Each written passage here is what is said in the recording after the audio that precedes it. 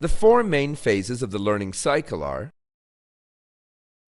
review, sets the context and helps the learner bridge prior knowledge through an understanding of a broader context for new knowledge. Krathwohl's effective domain taxonomy can be taken as the benchmark model.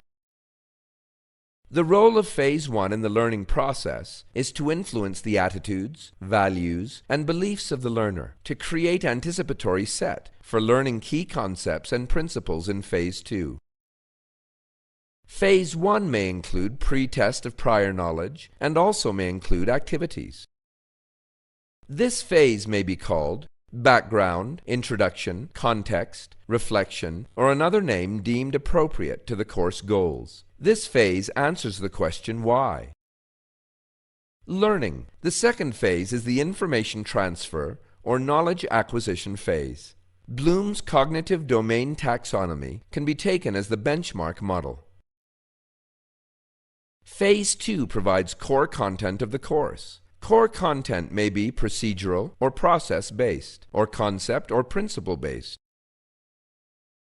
Phase 2 will be the largest section of tutorial or information transfer-based courses. It may contain activities, exercises, and tests. This phase answers the questions what?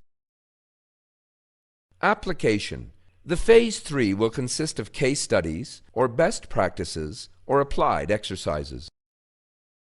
During this phase, learners develop an understanding of how to apply the new knowledge and skills. Problem-solving and decision tree learning are appropriate learning models for application. Phase 3 provides demonstrations of the application of the knowledge. Phase 3 may be called cases, case studies, scenarios, and activities, application, or another name deemed appropriate for the course goals. It answers the question, how? Adaptation. The last and the most important phase for performance improvement, which completes the learning cycle.